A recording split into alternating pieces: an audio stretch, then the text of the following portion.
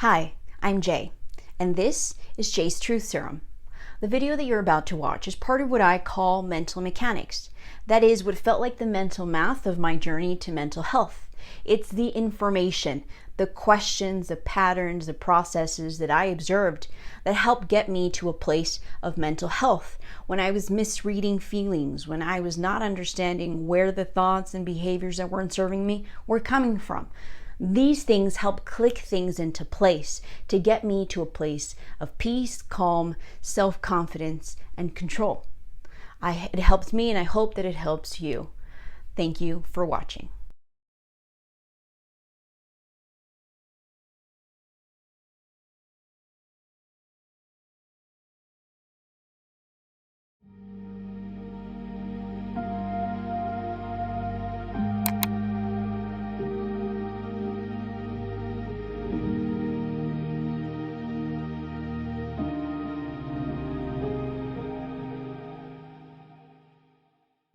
In 2018, I was at a crossroads in my life.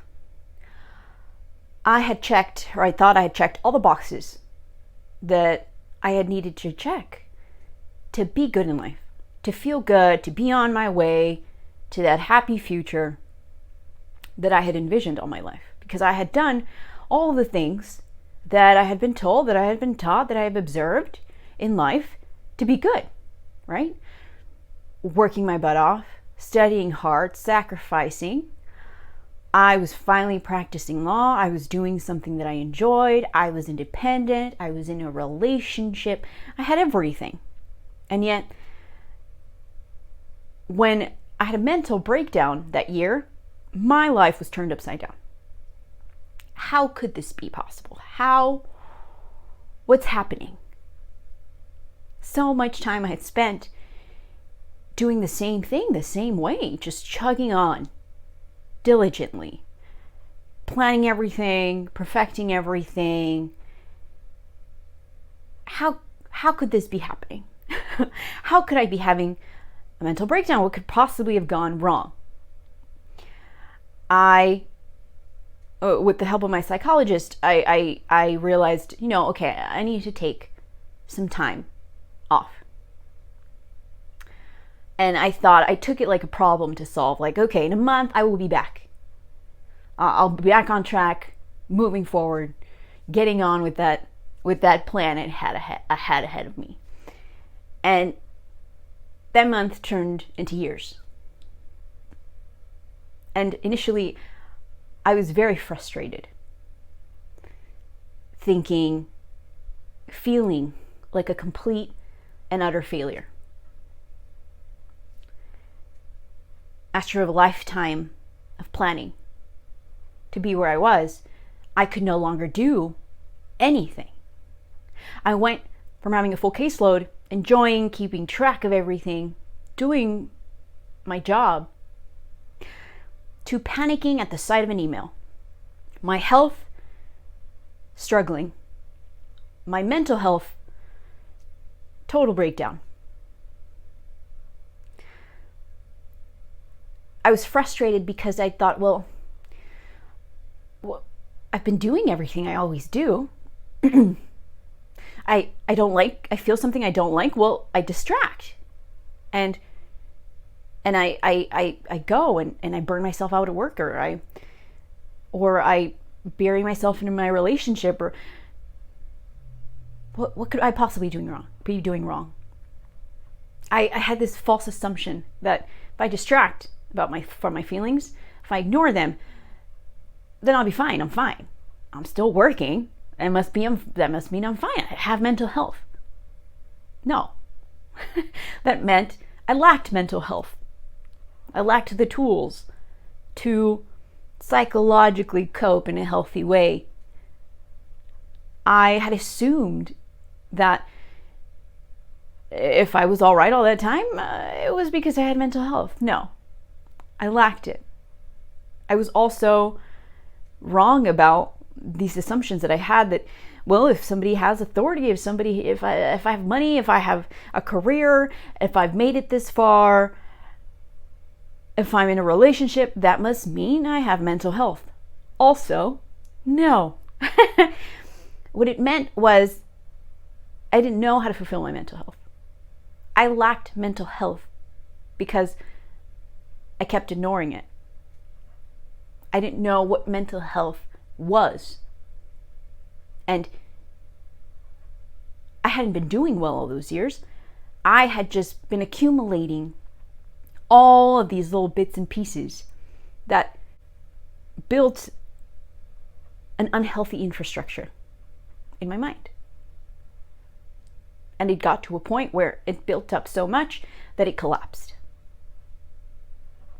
And it took me years to come back, to understand, to introspect, to see me, to see that I have basic emotional needs that require specific emotional relief. And that no amount of money, intelligence, perfection, work, relationships, no amount of any of those things can fulfill my emotional needs. And so I'm here sharing a very personal episode today to inform you about what I observed on my journey to mental health, to hopefully make somebody's life out there a little easier with the information that helped me place the last puzzle piece and gain control back in my life. Back when I had stopped working and I was completely falling apart, I couldn't get out of bed. I struggled. I was triggered by everything all the time. And again, my world was completely turned upside down. Because if I wasn't perfect, intelligent, if I didn't have a career, if I didn't have a job, then what's the point, right? Those are the things that defined me. And if I didn't have them, there was no point. I felt like a failure because those are the things that I had learned mattered. Those are the things that were meant to make me feel valid, seen and heard.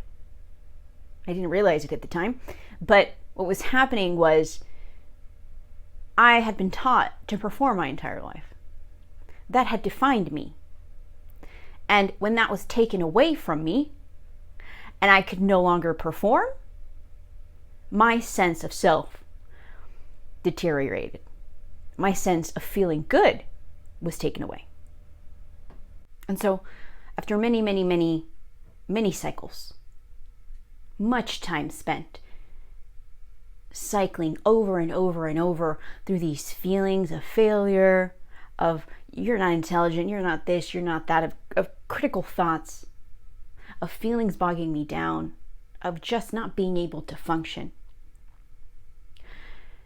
of working on me, writing it out, trying to understand, I started doing something different. I started working on manual. I stopped the automatic. I started observing the little events that were happening. Understanding, wait a minute, there's this failure, there's this intelligence thing, there's this thing about perfectionism, there's these feelings, all these things keep happening. What are they? Where are they coming from? When did they start? This failure's weighing me down. Is this it? I don't want this for the rest of my life. I shouldn't have to deal with this for the rest of my life. This intelligence keeps conjuring all these feelings in me. If I don't feel intelligent, I feel so awful. If I'm not perfect, if I can't function, if I can't perform, all these things keep happening. When did they start? Where did you come from? I don't want you. I didn't choose you. I didn't create you. I don't want you here now. there has to be a way for me to take back control. And I looked and observed when they happened. And I started thinking about when they started. I wasn't born with all of them. I wasn't born needing to be perfect, needing to perform. And if I didn't perform, I felt awful. I felt like a failure. I felt like a part of me was missing. No, I wasn't born with any of that. It came to be because I observed it. I learned it. I associated it. And I started thinking about, well, what about the other thoughts? The thoughts that are good, the thoughts that help, that work out, the ones that help me fulfill my physiological needs so efficiently every single day. Where did those come from? And I started seeing that the same patterns underlie the problematic feelings, thoughts, behaviors that underlie the good feelings, thoughts, behaviors. There's a whole episode on patterns, by the way, that's already posted. And so I started seeing these patterns, started understanding, wait, the thought that tells me I'm hungry, that thought I wasn't born with. I wasn't born with it. That just comes to me automatically. That thought came to be because I associated it after being informed on it so well in my childhood. Because my caregivers repeatedly, consistently, immediately fed me. That's how I came to associate, this is a hunger pang, this is my need for food, this is how I fulfill it. What if all these feelings that are coming to me, what if these attachments to perfection, to performing, what if all these things that I have been striving for all my life, that have only really kept me struggling because I am so attached to them in this way, what if these things are just misassociations?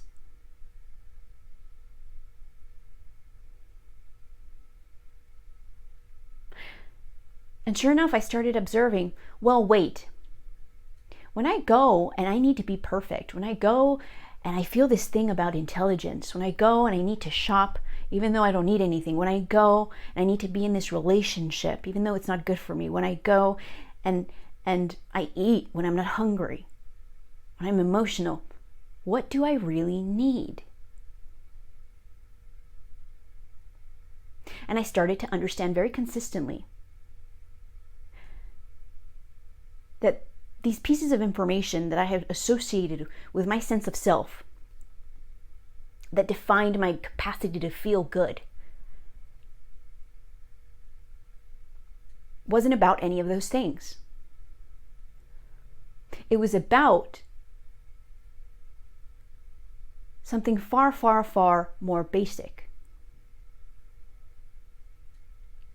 And that is safety, emotional safety, attention, acceptance, validation, affection, and support. When I started breaking down all of these things that had been messing with me, that had been bogging me down, that I had become unhealthily attached to, these concepts of intelligence, money, having things, being with people, looking a certain way, I had held on to those things so tightly all my life, pretending that they actually helped, needing more of them because it was just never enough, and constantly feeling insecure, unhappy, held back, bogged down, voiceless. I had held on to those things, and now in this moment of not being able to perform anymore in that way, I felt like a failure, because what these things were actually really about were about my basic emotional needs that I had never been informed on. They represented something, and they had become misassociated to these basic emotional needs. All of these things made me feel either safe, seen and heard. They made me feel accepted. They made me feel valid. They made me feel cared for, worthy of support. All these things had become unhealthily associated with these basic emotional needs. And now my solution, my way out of this tunnel of failure, of this tunnel of a lack of mental health, of this poor infrastructure, the way that I was going to build back that infrastructure, a healthy psychological infrastructure, was by auditing my mind, removing that information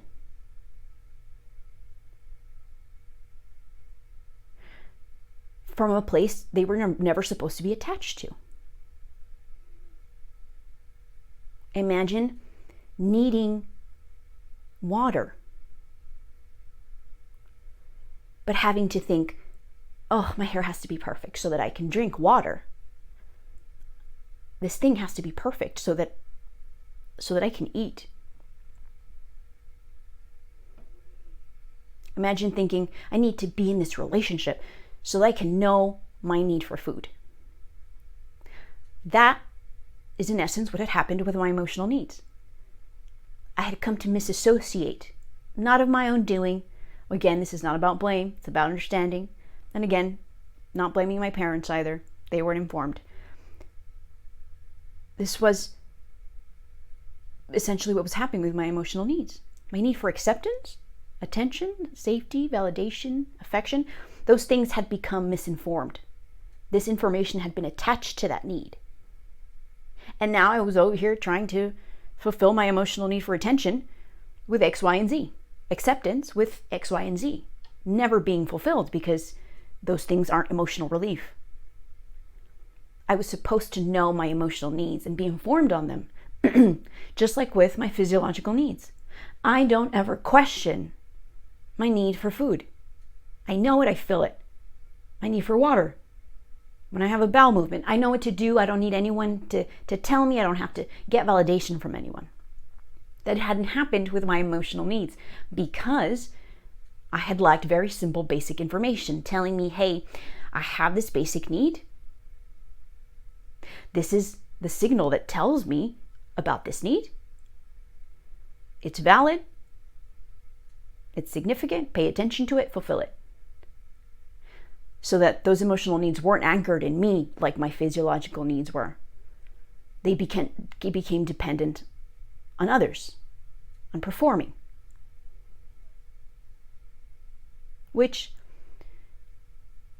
quite honestly, it makes sense, right? This isn't about blame. It's about understanding. We had lacked information. Your mind can only give you the information that it has. It's only going to inform you on the information it has absorbed. It knows about your emotional, your physiological needs, so it feeds you. Hey, this is a hunger pang. You know what you have to do. It's hunger. This is a bowel movement. With emotional needs, we don't even know the signal. I didn't even know the signal. I would just numb myself on social media. I would do all of these things. And then I would be stressed, anxious, etc., etc. My mind didn't have the information. The information that my mind had on these emotional needs that I didn't know I had was, okay, how do you're accepted if you perform, right? If you behave, you'll be seen, you'll be heard, you'll be loved. Because I was supposed to perform for my caretakers in those ways. They didn't know it. They didn't know they were doing this to me. But I came to understand, whoa, wait, okay. This isn't about my parents didn't hug me enough as a kid. This is about information. I just have this, I have evolved to have this basic emotional need. I've evolved to stop and think. I've evolved to feel. I've evolved to audit and edit my mind.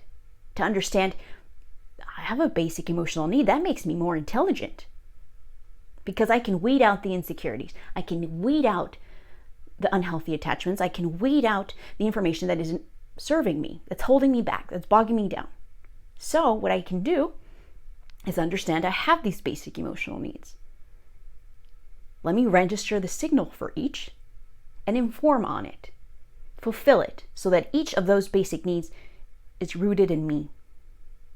And I am no longer bogged down. No longer chronically affected by depression, anxiety.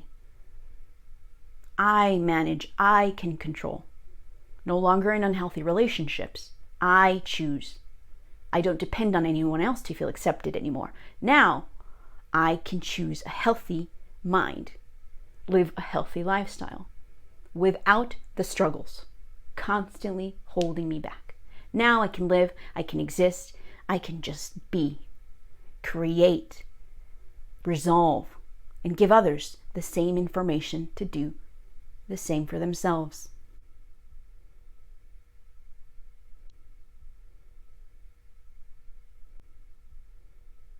So where did this process of starting to audit and edit start?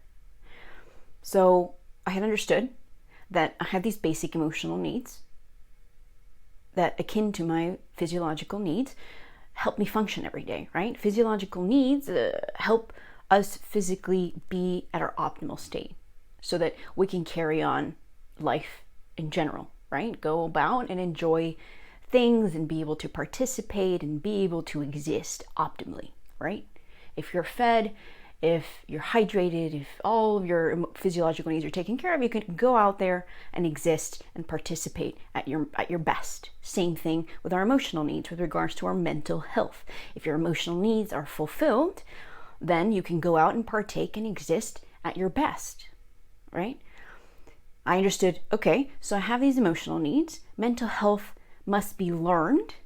It has to be maintained. It's not just something I'm born with. Yes? I didn't receive that information. Now I had to do it on manual, right? Because the thing that had happened, because I wasn't aware of my emotional needs, is unlike with my physiological needs, which were rooted in me, my emotional needs had been misassociated, right? The pattern of how my emotional need was recognized and fulfilled wasn't registered with the proper healthy information. So what had been going on was that in order for me to feel safe, accepted, valid, tended to, all the basic emotional needs to have mental health, I had learned information. I had had to do A, B, and C in order for those needs to be fulfilled. Relevant information was associated with those emotional needs. When what was actually supposed to be the case is simply knowing my emotional needs. Attention, acceptance, validation, safety, support, etc., etc. I'm supposed to know those, ground those in me, be informed on those, understand that I deserve to be tended to, deserve to be safe, what each one of those feels like, just like with my physiological needs, they were supposed to be rooted in me. So that then I could go out and exist and be and participate and partake in relationships or in a job or in any sort of worldly activity with those already rooted in me, right? I wasn't supposed to feel safe if I did things. I was supposed to know safety so that I could then go out and enjoy my life, right? You don't have to worry about doing things to know your basic physiological needs. Those are rooted in you. And then you go out and you partake in life. We have been doing the opposite with our emotional needs. We have been taught you need to do A, B, and C in order to know your emotional needs. No, we're supposed to know our emotional needs, have them rooted in us, know that we're acceptable, valid, tended to, so that we can go out and then participate. So that when something happens, like you have to stop working, you don't fall apart. You can continue to participate because your sense of acceptance, validation, safety, etc. isn't hinging on that activity. You can simply move on because it does not at all break down your sense of acceptance, like it doesn't break down your sense of knowing that you deserve food, hydration, that you need it to survive. Same thing. So now what I had to do was look at this from the eyes of a child, to start addressing each one and understanding the misassociation so that I could audit and edit that information on manual and replace it with a healthy infrastructure. I had to see this from the eyes of a child because I was running on automatic all these years as an adult because this information was just coming to me. But this information didn't just get registered. I didn't just have thoughts. I didn't know all these things. These things were registered back before I had choice, back before I could think. My mind associated these things on its own, right? We're efficient that way. In order for me to manually audit and edit, I had to look at this from the eyes of a child. What did I need as a child? How were these emotional needs shaped in my childhood so that I could go and audit and edit. What did I need then? What did my childhood look like? What were my needs? How were they informed? So if your emotional needs are about your mental health, about your perception of your world, how you can participate in your environment and how you're going to be able to participate, the limits placed on you in that participation for the rest of your life. The foremost emotional need is safety. Emotional safety, I realized, is what founded my capacity to know that I could even express, right? Because there's attention, acceptance, validation. In order to even test the limits, to understand those emotional needs, first I had to be able to feel safe in my environment, to express as a child, to make noise, to explore, to physically flail around, all of those things as a child, and how caregivers respond, how the environment responds, gets registered, right? I would register that all of that information with regards to how I would express if I was allowed, what the safety that I had or didn't have with regards to my capacity to simply express, to simply exist, to simply be, to do, so that I could then learn those other needs, right? And how is that supposed to be informed, right? At first, obviously, observation. We observe so much from our exchanges with our caregivers, with our environment, with our family, by seeing how the environment reacts, right? We get a scary feeling, we learn to associate negative feelings with certain things, with certain people, with certain events, things of that sort. So safety was informed by how I saw my caregivers interacting. Was there a good amount of safety? Did my mind register that it was safe to just flail around, to be vocal, to make noise, to just exist, right? To express. Was that emotional safety formed? What did I see from others? How did others react to my noise, to my being, to my existing? That safety gets informed by observation. That safety, when you get a little older, gets informed by actually being told this is safety. You deserve safety. This is what safety looks like. You deserve safety. Safety is important. When you feel this way, you are not feeling safe. This is what happens. This is what you are supposed to do when you don't feel safe, right? The words, all of the observations, right? All of those exchanges, whether it be in words, whether it be in observations, all of that is information for the mind to register with regards to both our physiological and our emotional needs, right? So I understood this. Safety, what did it look like? I was supposed to have been informed. I understood I needed to have either observed good things, healthy information, or been informed on healthy information. I understood that. What was it actually like? What did I actually perceive?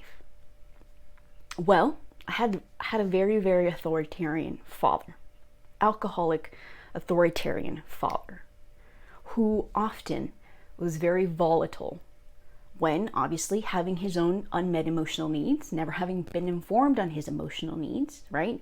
I don't blame him. He didn't understand. It was very volatile. When he felt things, he was volatile. He was scary.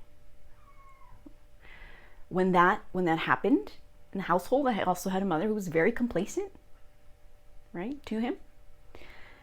I didn't see much safety in that respect. What I felt was fear, obviously, in those moments of observation, of never really being informed, seeing how others reacted, of simply disappearing when dad came home. What I absorbed was, I have to be cautious. Don't upset dad. He can go off. Whenever he's not feeling something, whenever he feels something, like sometimes happens with people with substance abuse problems, they can go off, right? Because they don't know how to manage certain things as well. Obviously, because they also have unmet emotional needs. They haven't been informed. What I learned from my exchanges, from my environment, from my observations, when my mind absorbed with regard to emotional safety, was hypervigilance. In order to feel safe, you have got to be cautious, you have got to be aware, you have got to know, you have got to look around. Can I express? May I express? As a child, wasn't just given safety, wasn't taught on safety. I learned, I picked up, I absorbed hypervigilance, hyper awareness. You have got to be aware.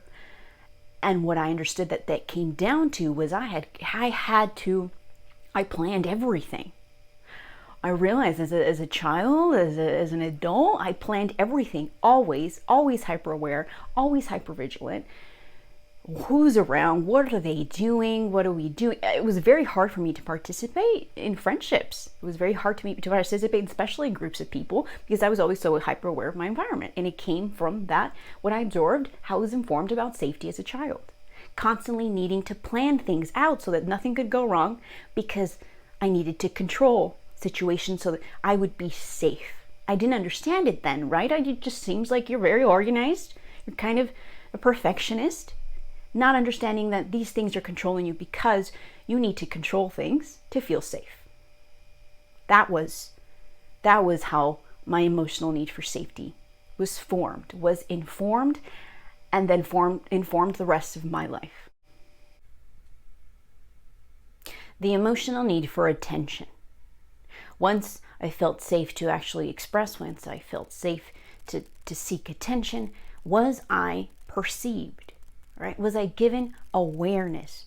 It's one thing for my parents to be engaging with me, to be giving me the awareness, to be present with me. And it's a whole other for them to pretend to be present and their mind is completely somewhere else. Right?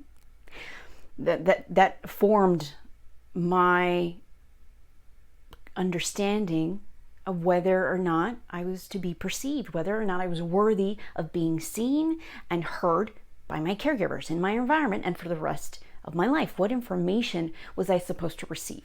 I was supposed to receive information that I observed, information that I was informed on. That could be, how did they perceive each other? Did they give each other awareness? How did they perceive my siblings? When did they perceive them? When did they give them awareness? When my siblings needed attention, did they perceive them? Did they give them the attention they needed? Did they inform on that intention? Right? What did I observe? What was their interaction like? Right? Then, how was I informed on it? This is your need for attention. It's okay to seek attention. Attention is important. It's okay for you to seek attention this way. It's not okay for you to seek attention this way. This is how you can seek attention instead. Right? It's okay to need attention. Right? This is unhealthy attention. When you get this unhealthy attention, this is what you do. All of those bits and pieces of information, right? We get these pieces of information with physiological needs. We don't get them. I didn't really get them with regards to my emotional needs. With attention, what did I observe? Right? How was I informed? What was I told? So that I could understand whether or not I was worthy of feeling seen and heard for the rest of my life. Well, I was supposed to just receive that information so that I would understand I deserve to be seen and heard. I deserve to be giving awareness and the limits, right, on that attention for the rest of my life. Well, I didn't receive the information with regards to attention of this is your need for attention. This is what attention feels like. It's okay to do this. It's not okay. Didn't receive that. No. What did I observe? In terms of my caregivers, in terms of my family environment? Well, I didn't perceive much warmth. In terms of awareness, my parents, it was very one-sided. In terms of my parents, in terms of my family, it was very one-sided. Everybody perceived my father, right? In terms of my father perceiving everyone else, the household kind of gravitated towards him. Everything was about dad. Yes, and it was very one-sided. Didn't perceive dad perceiving mom, her interests, her awareness, right? Her cares. They weren't warm in terms of their exchange with each other. He wasn't warm in his exchange with my siblings. Obviously, because he also had his own unmet emotional needs. Didn't know what was happening. Didn't know he was informing on our need for attention, right? What I observed was a sense of coldness in that sense. When I did receive attention, I received criticisms. I recall very well criticisms, the things that I did wrong, right? It very much fed into my hypervigilance.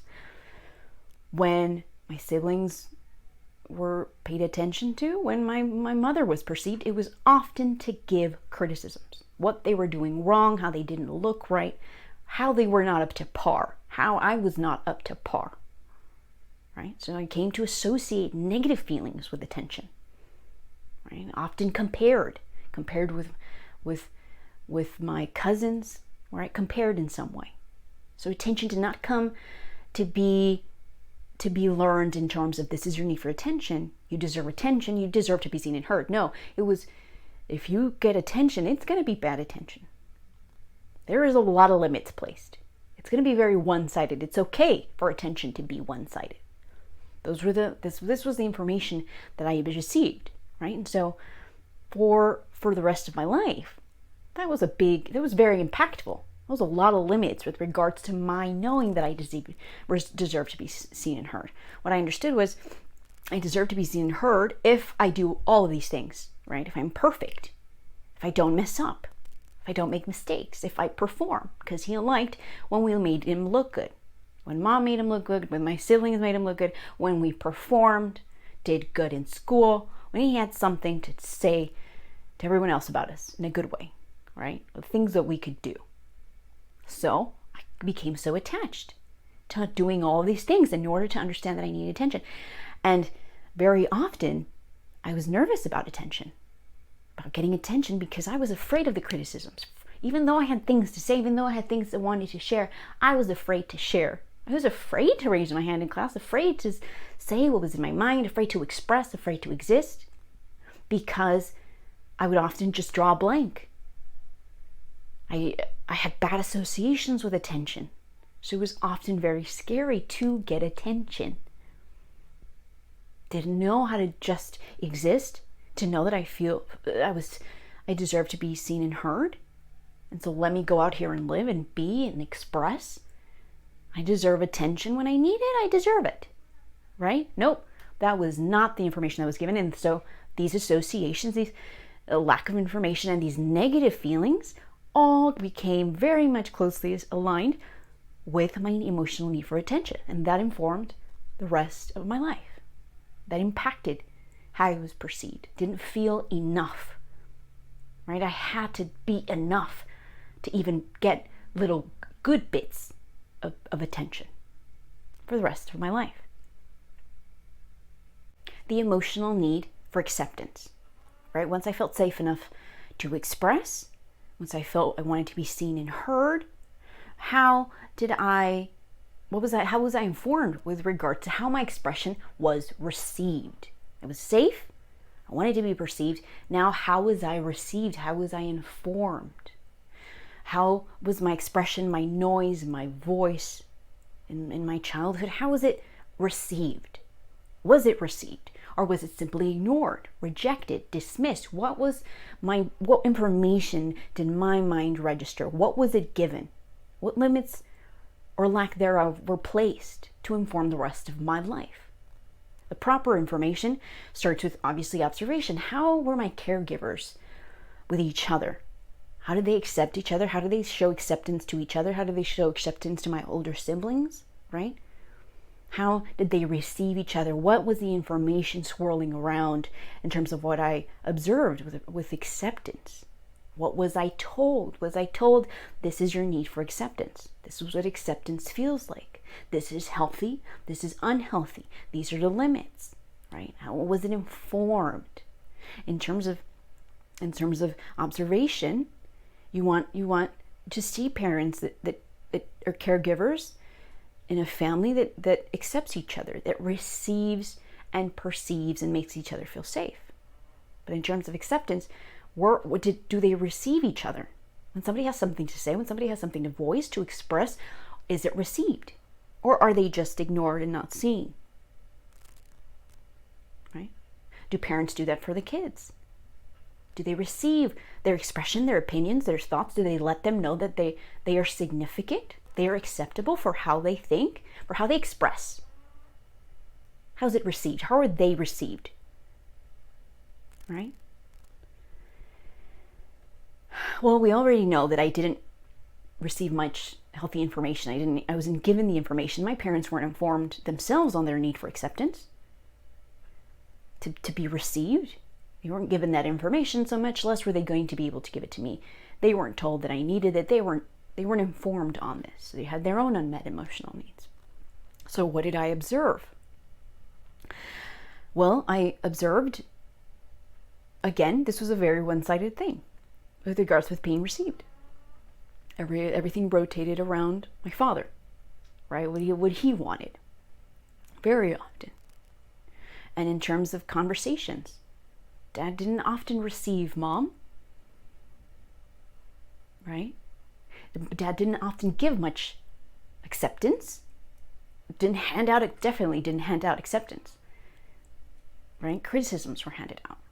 So acceptance, what I observed in terms of acceptance was, well, when you're intelligent, when you perform.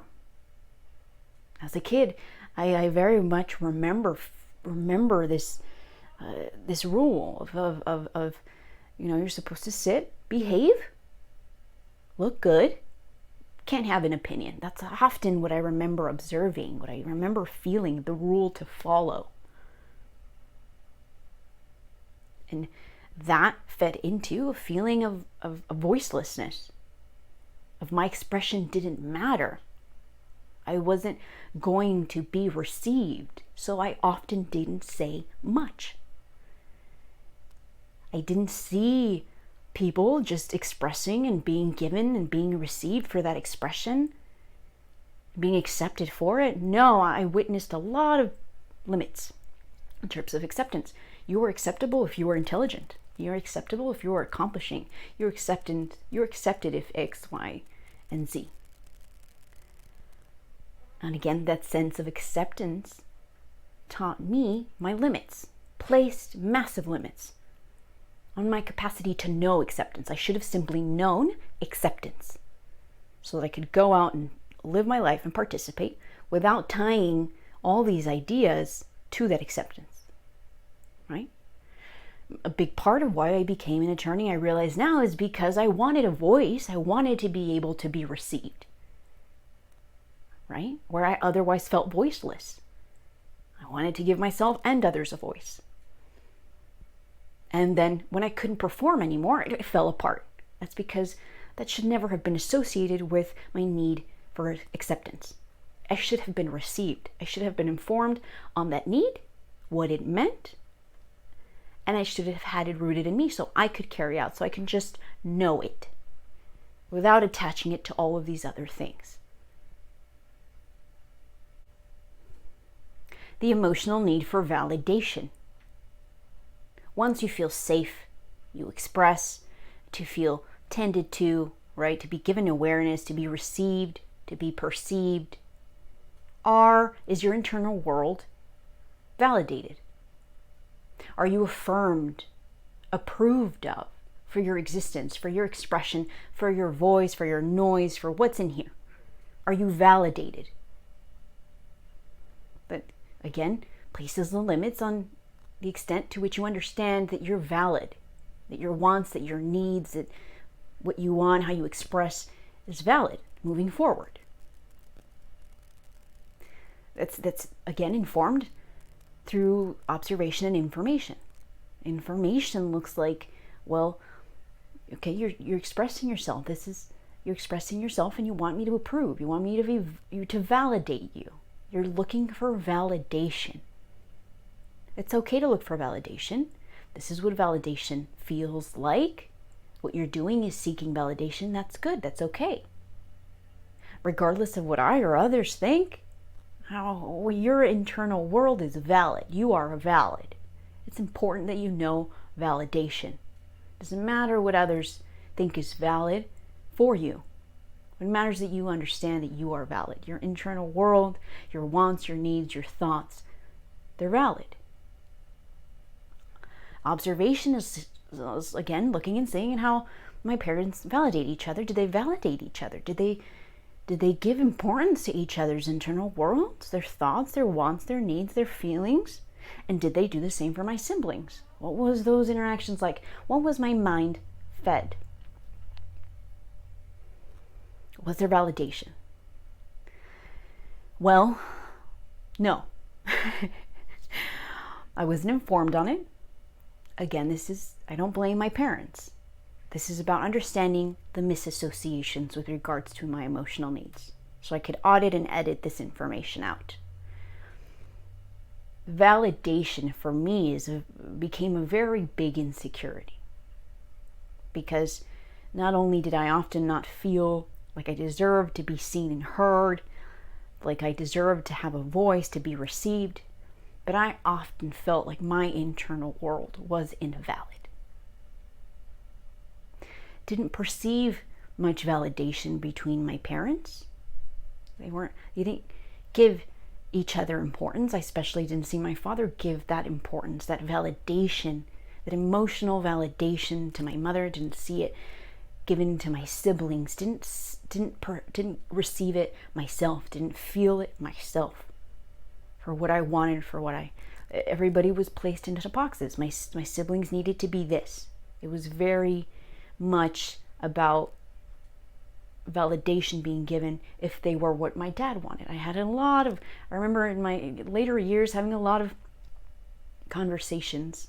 The only conversations I ever had with my father were always arguments about what he wanted me to be, to do in life, or about my relationships and how he didn't like my relationships. That was pretty much it. Didn't have emotional validation with regards to what I wanted, respect with regards to what I needed, what was in my world, what was in my mind. Didn't have that validation. Didn't even hardly have those conversations, much less did I form positive, healthy associations.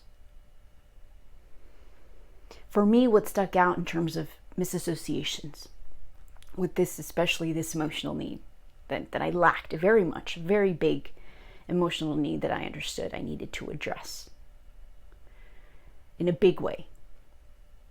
A story that I can always remember is a way that my father referenced me when he would refer to me a lot for a very long time. He would use a word in Spanish, and that is, he would call me mensa. When he was good, when he was bad, when he was joking, this is how he referred to me. Mensa. And it translates to stupid. This was a term that I can recall him using for me all the time. And it affected me so that I didn't have the courage to fight back, and not even directly, until I was 21. I didn't have the courage to just tell him. I told my eldest sister and my mother, and that it had to stop. I couldn't do it anymore. And I mentioned the story because I know how much it hurt every time he did it. I didn't recognize it then. I just felt the thing, and then I distracted. I felt the pain and I distracted. Now I recognize how big of an impact it had, because I so often felt stupid. Feeling stupid for my wants, for my needs, for my feelings, for my thoughts was a constant struggle. I did not feel valid. My internal world was completely plagued by an inner critic because I felt stupid constantly, all the time. No matter what I did, what I accomplished, I didn't see myself. I didn't see how valid I was. I saw and felt myself as stupid, which informs my need for intelligence, which informs why when I didn't feel intelligent, I was constantly seeking intelligence. To be intelligent, to feel safe, tended to, accepted, but to feel valid. I didn't receive it. So intelligence became such a big factor. Intelligence controlled me. If I had it, it felt good. If I didn't, it felt awful. And when I couldn't work, well, I felt especially bad. Why? Because these concepts were tied to my sense of validation.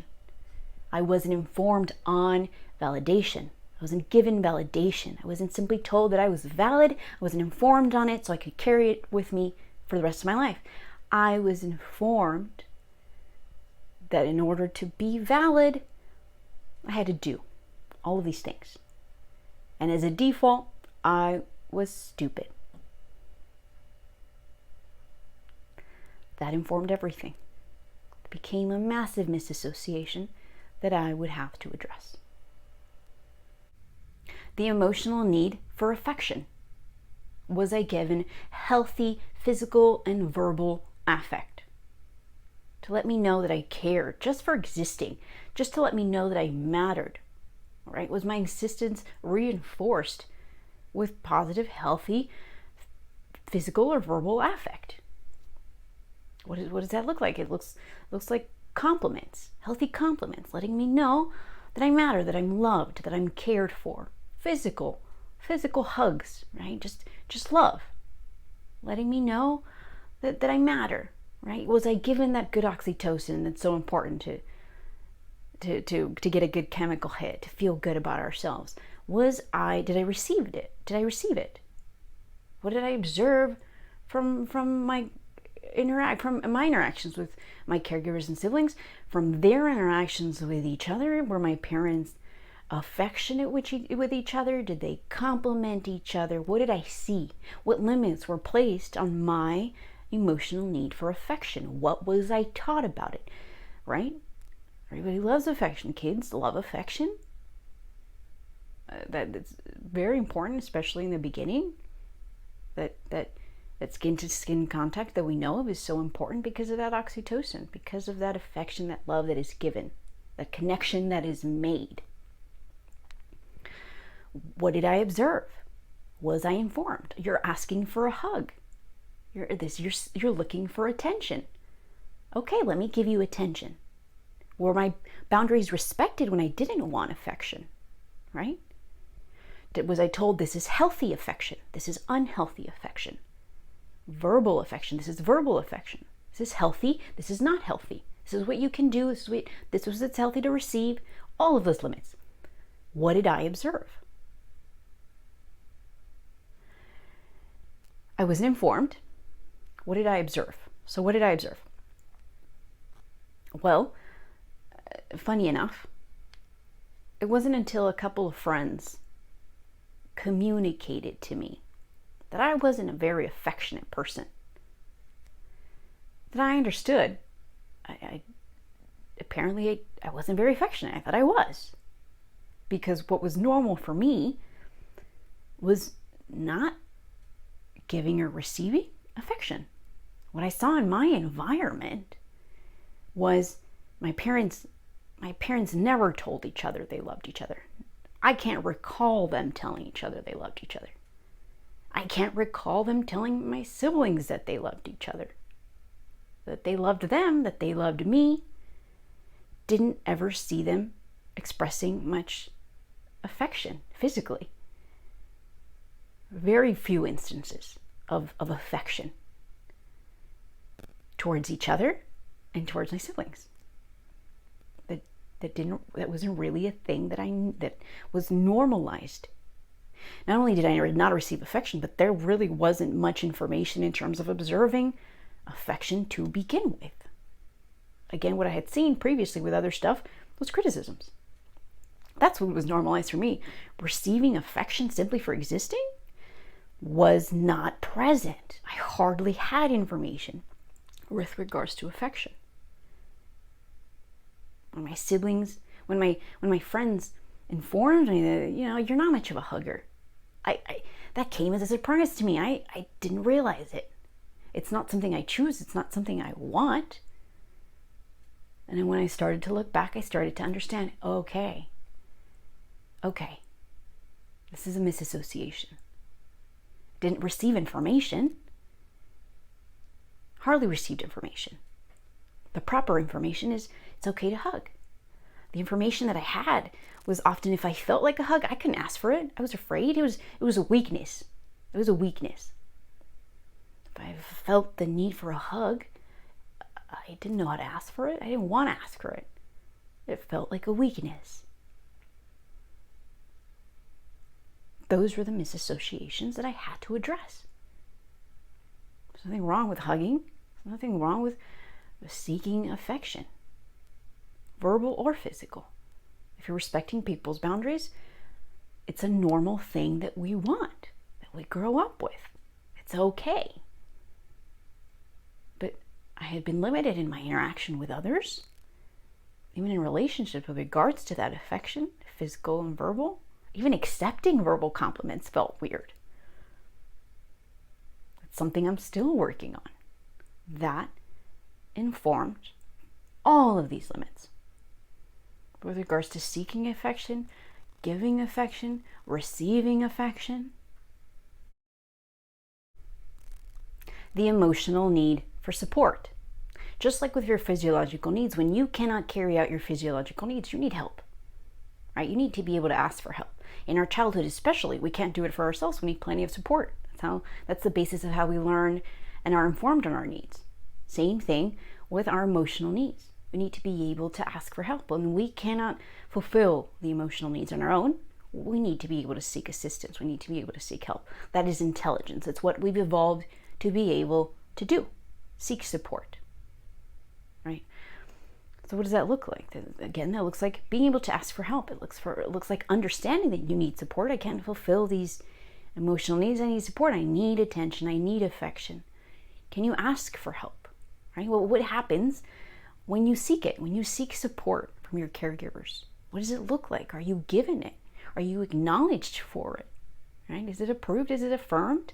Are you given it? What are the limits placed on it? How are the limits placed on it? It shapes how you're going to be able to ask or not ask for help for the rest of your life. How you perceive seeking support, seeking help for the rest of your life. It's going to be impacted by that information you receive in your childhood or with regards to your emotional need for support. What does it look like? How is it informed? Right? Well, how do you see your caregivers responding to support? Do they seek support? When do they seek support?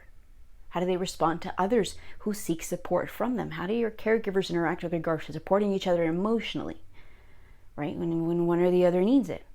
How do they respond to your siblings, to my older siblings seeking support? How do they respond to it? What did I observe? Was I told this is what support is? When you cannot fulfill your need, that is normal. It's okay. It happens. It's okay to seek support. It's important that you seek support. So your mental health is on track and you can keep functioning, right? These are all little bits and pieces of information that shape our capacity to seek assistance when we need it, right? So we don't just burn out and at the very last year when we can't, we seek help, or maybe don't seek help when we really need it. What did I observe? Well, I saw a lot of pride. Never informing.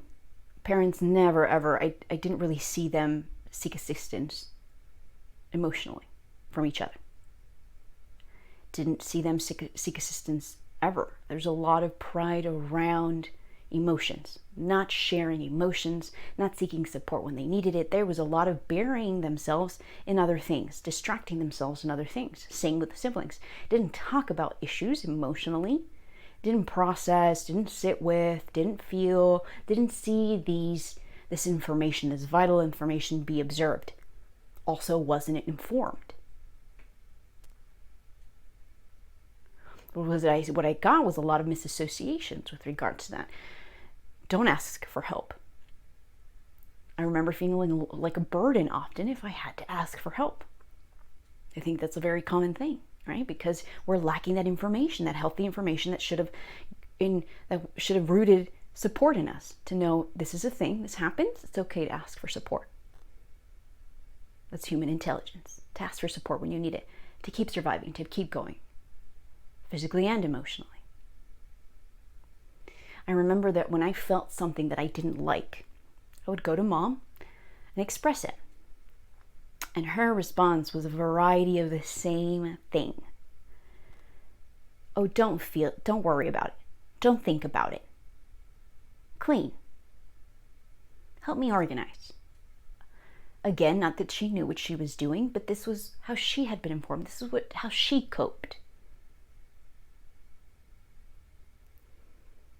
And so, cleanliness and organization became a massive factor. I came to associate cleanliness and organization very positively. I thought I enjoyed it. I was just good at it. It was when I felt something I didn't like, oh, this has to be organized. Oh, I have to cleaning will help me feel better. Hardly ever questioned it. I just did it. I carried it out and it helped me feel good. It didn't actually fulfill emotional need, but by the time that I finished, well, I had already done something. I felt better for performing, right? I remember in this whole process of my journey in mental health, I admitted myself into a crisis center. And there was a moment where I was leaving my room in the morning and my bed had been made. I looked back before I closed the door and the bedspread wasn't folded quite right. It wasn't perfect. And it stopped me in my tracks. It was nagging at me. It bugged me. Just like it had bugged me in so many previous encounters with so many things that just weren't quite right, weren't quite perfect, weren't quite in the right place. And the thing to do at that moment would have been just, okay, let's go work on my mental health. Let's get better. Let's do this. But it stopped me. And in that moment, I was on manual. I realized, hold on, what is this? Why am I feeling this intense feeling with regards to that thing? That inanimate object not being perfect. Why? What's happening? This perfection is controlling me. This feeling is driving me, not the other way around. I experienced that lack of control in that very moment, understanding that cleanliness was not something I controlled. It controlled me. I exerted it in moments to feel safe, to feel valid, to feel attended to. It was so deeply aligned with my existence. And it had come from my observation with my mother. In that moment I stopped. I didn't go back and fix the bedspread. I didn't. Because I started to understand this isn't about that bedspread. This is about that thing being perfect and it defining me, my sense of feeling good. I'm not going to fix it. I'm going to work on the emotional need that underlies it.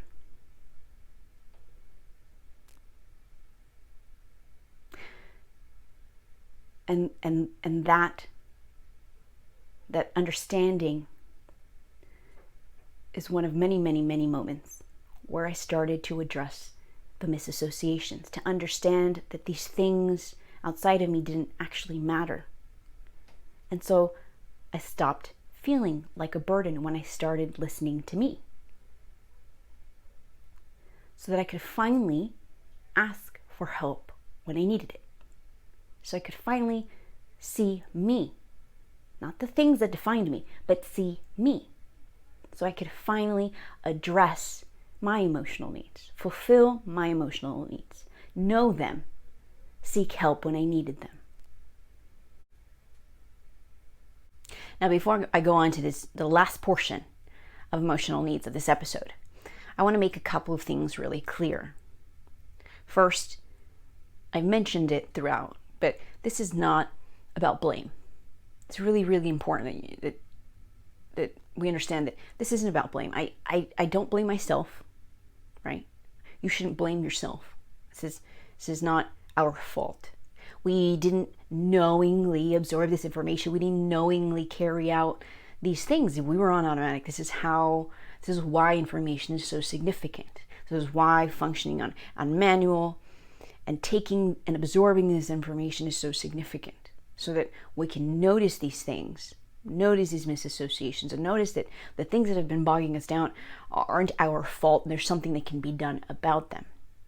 It's also not my parents' fault, right? It's not necessarily your parents' fault. They weren't informed. Not only were they not informed, they didn't know that these tiny little bits and pieces of information were being relayed to you. They didn't know that they were passing on insecurities to me. My parents didn't know they were passing on insecurities, that they were passing these things on to me, right? These things get passed on, and it's not necessarily, it's not on purpose, right? So it's very significant to keep in mind. That's not the point of this, right? It's very easy to get caught up in blame, to want to blame someone, to want to blame ourselves, to want to blame other people. But that is it's valid, but it's also a distractor.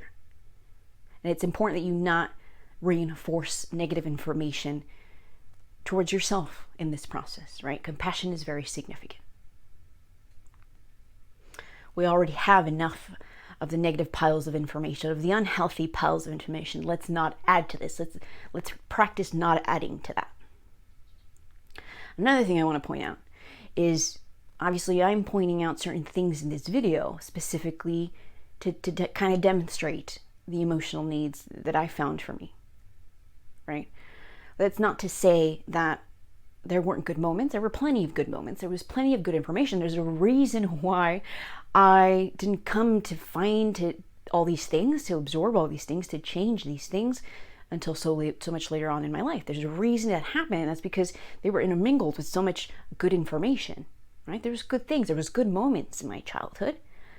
It's just that there was those negative moments, those unhealthy moments, those unhealthy pieces of information being associated, those were absorbed really well. Those were absorbed in my mind, and my mind registered it, and it registered, okay, we need to register this for our survival. This is something we gotta keep doing for the rest of our lives, right? These little pieces of information were very intricate, were very well hidden in between all the, right? It's not necessarily that there weren't good or bad moments. There were definitely good moments.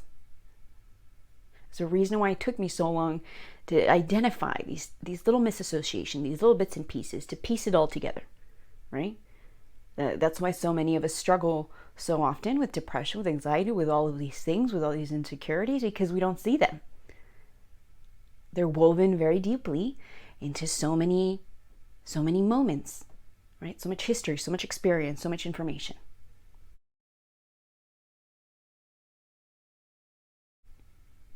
The last thing I want to note before I continue is that this process, it takes time. It takes a lot of time. It takes a lot of practice.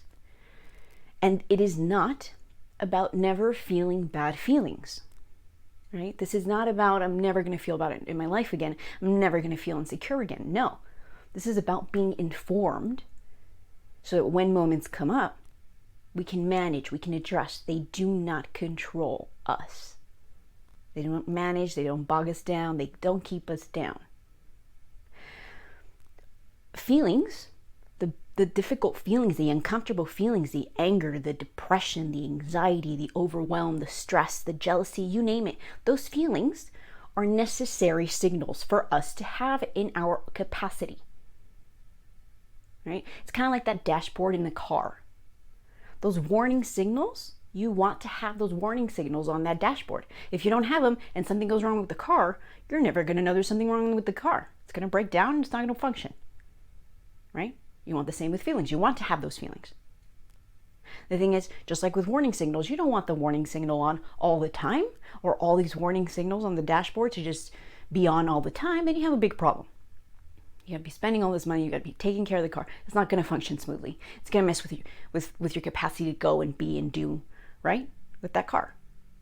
Same thing with our feelings. We don't want them coming back chronically to bog us down. But feelings are significant to have, so that in specific moments, not constantly, but in specific moments, we understand there's, oh, I'm feeling this thing. There's something I need to address. Oh, there's an underlying need. What's my underlying need? Let me fulfill. Let me address, so my life can run smoothly. You don't want them gone forever. It's important that we have the capacity for those. It's important that we be able to feel them. This is not about them going away for forever. Same thing with thoughts. Thoughts are important. We want them. But we shouldn't, those negative thoughts that constantly criticize and bog, no, those don't have to be automatic. Those don't have to be present all the time. They're a signal of, if those pop up, something is happening, there's an underlying need I need to address. So how did I start addressing my emotional needs in a healthy way? How did I audit and edit? How did I use the information regarding the misassociations, regarding the unhealthy information that had been misassociated to my emotional needs? How did I use it? What did I do with it? Using the examples that I've shared with you here today. Well, I did consistently the same thing with all of them in bits and pieces as my capacity allowed, right? Because at different times I would have a different capacity. And sometimes one would be easier than the other. Sometimes it was multiple emotional needs that I was observing that were popping up that I was addressing, right?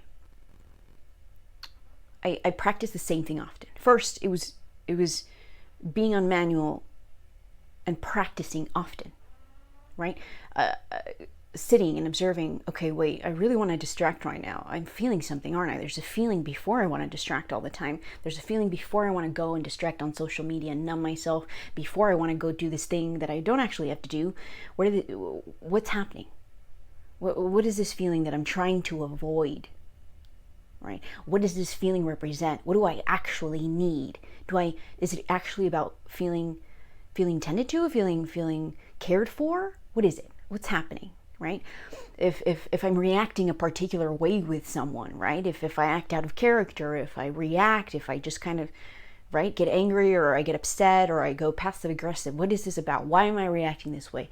What is this moment? Is this moment really about that thing that's upsetting, that seems so upsetting, right? Is that really a reason to be upset? Could I really just be upset about this thing, about an inanimate object not being in place, about something someone said? Am I taking it out of context? What's happening? What's the feeling? What was the feeling that caused it? What did I actually need in the moment? Right? I started informing myself. I started observing, feeling the feelings, looking for the feeling that represents a need, familiarizing myself with it. Started informing. Every bit of moment of a manual, of stopping, of thinking, of being on manual, all of it informed my mind. All of it was information that had been lacking for a long, long time. And then I started reinforcing when I started understanding each need, the signal, and how to fulfill it. I would start reinforcing it, right? We know the good chemicals, oxytocin, endorphins, dopamine, right? We know the good chemicals. And we know that there's activities, that things that we can do to get them to rise, to feel them, right? I started using those. Now, let me get this attention. Let me do this, so that I can reinforce this information. Let me help myself. All of these various bits and pieces, and you might find a different way for you. For example, when it came to safety, I started to understand that all of this time I had rooted safety in others. I had given authority for others to make me feel safe or unsafe my entire life, whether it be in work relationships, whether it be in romantic relationships and familiar relationships. I had given this authority to others to make me feel safe or unsafe. And they kept reinforcing the information that I learned in my childhood.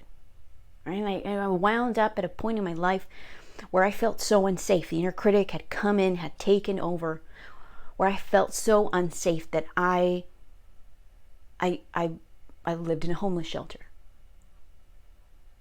And I felt completely and utterly alone. And I remember the pain of feeling completely and utterly alone, because I was physically safe, but mentally it did not. It was the complete opposite. It felt like a war zone in my mind. And in these moments of observing of these little bits and pieces, I started to understand what I had given to others, the safety that I had grounded in others. And something rose in me. And in this moment of extreme loneliness, where I had those needs, I felt those needs, I knew I needed emotionally, I grabbed a mirror, a small little mirror that I had, and I stared at myself in the mirror. And I gave myself attention. I received myself. I was there with me to make myself feel less alone. And I sat with me, and I just remember repeating a simple phrase over and over and over and over. And that was, I am safety. I am safety. I felt so unsafe. I needed safety. And all this time I had rooted, anchored safety in others. So I was constantly pulled in all these directions, in all these ways to be performed in ways that I didn't want. I just wanted to feel fulfilled emotionally. And in that moment, I decided these things, these people, these situations have been safety. It should never have been. I am safety. I make safety. And I practiced and I practiced. And every time that I felt something tugging at me, needing emotional fulfillment, feeling unsafe, I sat with me and I practiced safety. And at the beginning, safety was a tiny little space in my mind, impinged on by the inner critic, right? Constantly. The little space was tiny. I felt it every now and then because I was so constantly hypervigilant. And I practiced I am safety with me. That worked for me. Over and over and over and over and over and over and over, and just sat staring at me. Something that usually would have been very uncomfortable because I didn't know how to sit with me. I didn't know how to sit with my mind. Whenever I sat with my mind, it was very uncomfortable. The inner critic would come. These negative pop-up ads would pop up. It was very uncomfortable. I practiced and I practiced and I practiced, and staring into my eyes and being with me started to build its safety, and that little safety started to expand and to expand and to expand. With attention, I had this big thing of being afraid of being seen and being perceived because I had all these negative associations, right? I specifically remember having such a big issue with seeing myself, with my aesthetic, with being perceived. I didn't like myself. I didn't like what I saw. There's a lot of criticisms around what I looked like, what others think of how you look, were very, very significant, right? In our culture, in our household, there's a lot of comments that would fly around about appearance mattering, yes? And so that was a lot of those criticisms that affected me. When it came to attention, something that I really worked on that made a big difference for me was manually functioning to notice when those critical pop-up thoughts would pop up to tell me something negative about me. When I felt bad about something I saw in the mirror, right? And I would stop those on automatic. I would notice, wait, what is this? Okay, this thought is popping up. I don't believe it, right? I didn't choose it. I don't want this. I don't believe this thought. I don't want this thought. I don't want it to be automatic anymore. I want to perceive myself. I want to see myself. I want to love me. So those little bits and pieces of observing, practice that. That informs. Once that built up, I would actually start sitting with myself in front of the mirror. And it took practice, and it took practice, and it took lots of practice. These things build up. And I would see myself in the mirror, catch any thought that told me something I didn't like. Nope, wouldn't let it pop up.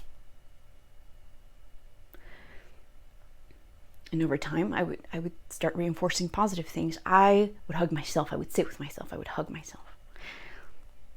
And I would give myself the attention, that healthy attention that I had lacked in form. All of these processes started creating healthy associations. I started informing myself on the information that I had lacked. This is the feeling that I need. This is the feeling that signals attention. This is what it's supposed to feel like. I'm supposed to feel like this. This is the good fulfillment. This is what I feel like when I feel the need for attention. This is what fulfillment of that need feels like. This is what was supposed to happen. This is the information. Right? And as that built up, I started seeking attention from people that I felt comfortable with. I started asking for attention, literally asking for attention. I need attention right now, right? From people that I was safe with, that I knew would give me attention, that I knew would help, would fulfill, right? And just the mere process of seeking it, of saying it, all of that, successful, valid, important information, feeding my mind. And that automatic process that had been started to diminish. That process of criticizing, of hating, of seeing myself, not being able to see myself, and seeing myself and disliking what I saw in the mirror. That process started to subside. It stopped being automatic. What started being automatic, that manual process that I practiced and I practiced and I practiced and I practiced and informed. This is attention. This is good attention. This is when I need attention. This is what I do when I don't like that attention. I started giving my mind all of that information. And that process started to become automatic, which allowed me to sit here, to make these videos, to hear my voice, see myself over and over and over. And the criticisms, those automatic things, nope, no longer rule. No longer, they come up, they pop up. Absolutely. This is, I still have a ways to go. But they are no longer automatic. They don't rule my life. They don't stop me. Not anymore. With acceptance, I had issues voicing myself, right? I had big issues because of the issue that I had received. I had issues reaching out to be accepted, to voice myself. Again, the inner critic would come up and would remind me all the information I received in my childhood that was unhealthy. I started practicing with myself, just saying things that I thought.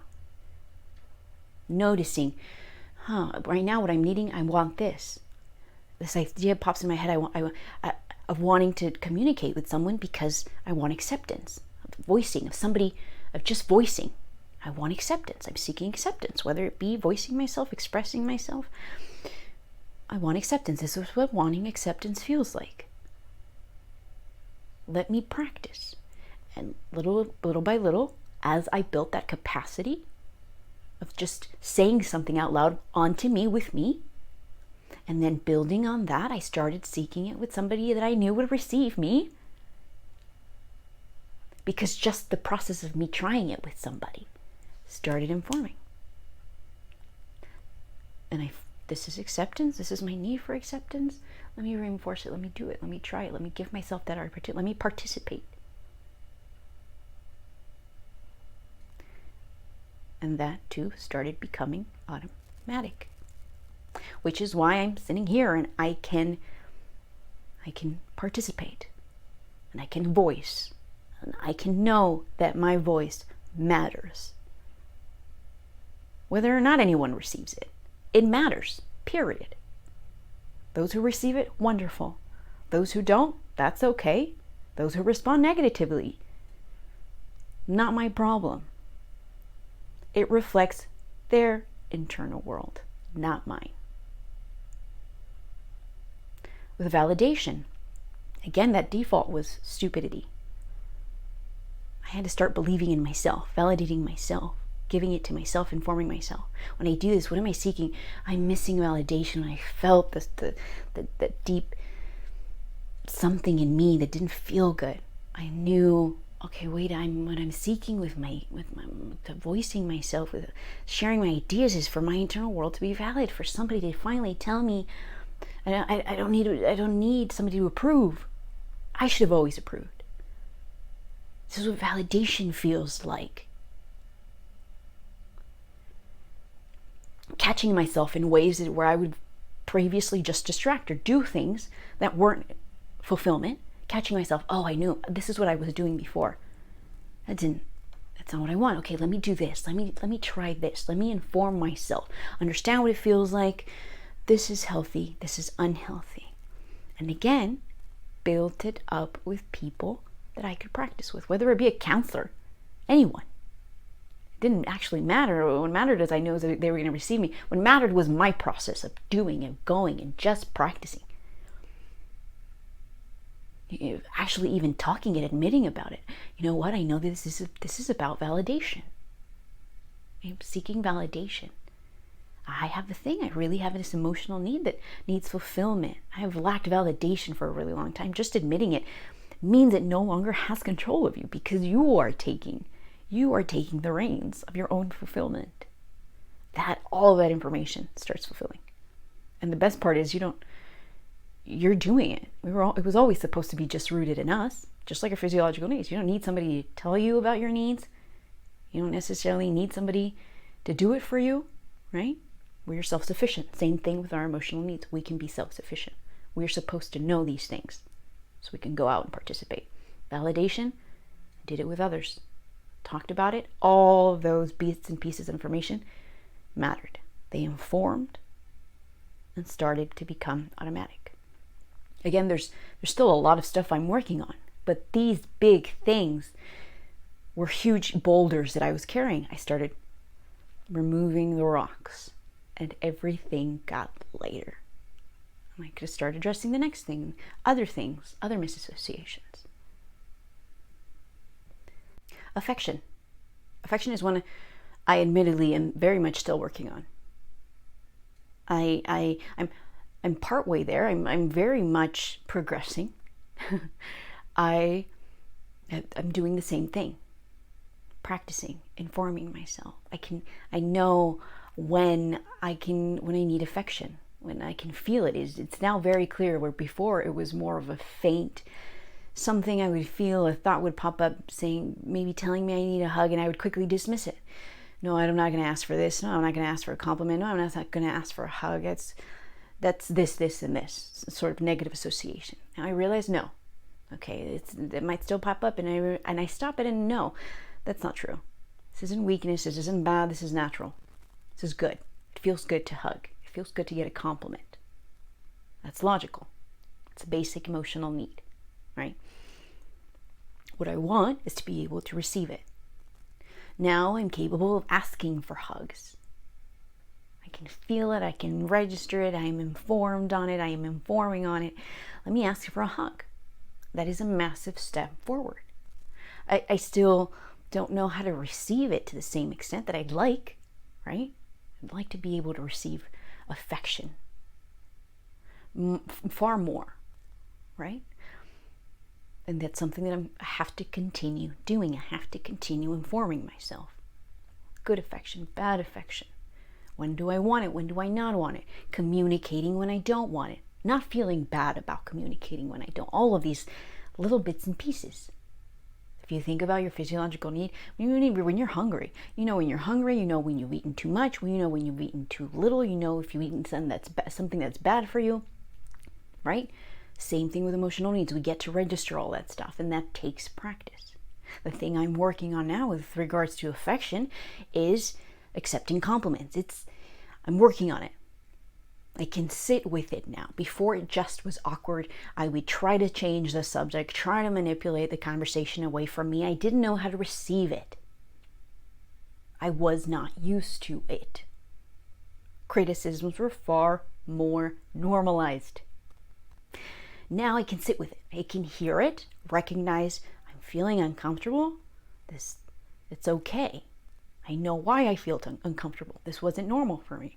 But I want this. This is a good thing. I want to associate positively with compliments. Let me sit here. Let me sit with this discomfort. Let me acknowledge it. And by the end of that exchange, by the end of that event, it feels good because I know that I am being told I matter. I'm being acknowledged, being cared for. My existence matters. And if there's something in some moment where affection is given that I don't want, I can express it. My boundaries are far stronger than ever before. And again, this is something that I keep practicing. With regards to support, something that helped me at the beginning is having a plan in place. When I knew, I used to really isolate. That was my go-to. I would isolate. I would go MIA. I didn't know how to ask for support. I started having a plan together when I'm feeling these things, when I know I'm going to spiral, when I know, no, I have to stop that, and I go with this plan, and I'm going to seek this help, or I'm going to write this down. If this is impossible, and I do this other thing, having that plan, that plan and working on that plan informed, and it made it easier to go about doing it over and over and over, and making that automatic process different, right? Making it a healthy process. That manual process changed everything. Changed that process of silencing, of isolating, and asking instead for help. I am not a burden. I recognize I matter now. I am giving myself all this attention, this affection, I am informing myself in all these ways. In doing so, I am informing my own mind that I matter, that these emotional needs are significant. These emotional needs are to be fulfilled. This is how I survive now. In mental health, fulfilling myself is how I survive now. It's not just the basic form of survival where you are constantly misassociating and bogging down all the time. This is living. I'm living because I informed myself that I mattered. I informed my mind on all the healthy, relevant associations that it needed. And now I can sit and ask for help, and I reinforce that information. And when I ask for help, I sit and I can tell myself, I did it, I asked for help. And I sit and I congratulate myself, and I give myself those positive feelings. I reinforce that information. I practice it, I inform, and I reinforce. Practice, inform, and reinforce. It might be different for others. This is how I did it. This is how I do it. This is how I am doing it. Because I matter. I am supposed to know that I matter. I am important. I am significant. I was never supposed to be bogged down. These things were supposed to be rooted in me. I have evolved to be able to do this. So now I can get back and participate and be here and share and live my life and continue without all the past things, all those misassociations holding me back. I can still be here. I can contribute. My contribution is mine. I matter. Period. And never again will something outside of me control me. Will someone outside of me control whether I feel good about me or not? That's how it was always supposed to be. One of the best parts of actually knowing my emotional needs, of actually practicing real fulfillment with healthy associations, is the fact that the things that often before seemed so inexplicable seem to just come back, the feelings, the thoughts, the behaviors that I couldn't reason with, that I couldn't seem to stop, that just kept coming back. They all now have answers. I now understand all of them when they come around. I now get to participate actively, intentionally, for me. Say, okay, I don't like this. I used to do this a lot. Cleaning used to take over. Cleaning used to matter too much. Now I realize cleaning, it's not about cleaning. Now I realize when I get upset, it's not about that thing. Now I realize things like overthinking, like rumination, are signals. When I overthink, when I ruminate, I can stop overthinking and ruminating about the thing that I overthink and ruminate about, and understand this is a signal. What do I actually need? What's the underlying need here? My mind can only communicate with me in a couple of ways. It's going to send me just this little event. This event of overthinking isn't about the thing I'm overthinking about. I'm needing something. What do I need? What did I need in that moment? Did I need safety? Am I overthinking because what I lacked was attention, acceptance, validation, support, affection? And I didn't recognize all of the signals, all the bits and pieces previously? Now I do. Now overthinking, rumination, those feelings that used to be things that I couldn't understand, that chronically affected me. Now those things have a purpose. Now I understand they have a purpose. Now they are similar to that headache I get if I don't hydrate. That hanger that I get if I don't eat, right? They're akin to that. They are no longer random things that happen. No feeling that comes around that I don't like, that I don't want, is purposeless. Now I understand there's a reason. I can trace it back, fulfill the need, and it subsides. And that is consistent with the feelings, the thoughts, the behaviors that previously I didn't want, I didn't understand.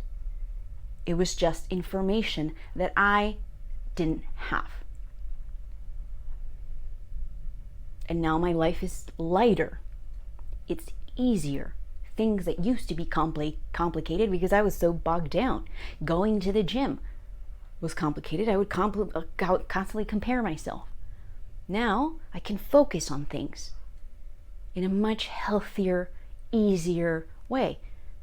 Now I see me and only me, and I matter, and I don't give attention, acceptance, validation away so that others control it. Because I have it rooted in me. I now believe in me. And that's all I ever needed. I hope that with the information that I have conveyed in this video, this can help others to believe in themselves.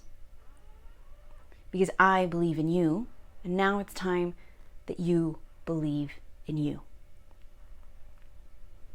Thank you for being here. Thank you for choosing you. Thank you for watching. If you enjoyed this video, if you want to see more, please subscribe, like, comment, share, and I will see you next time.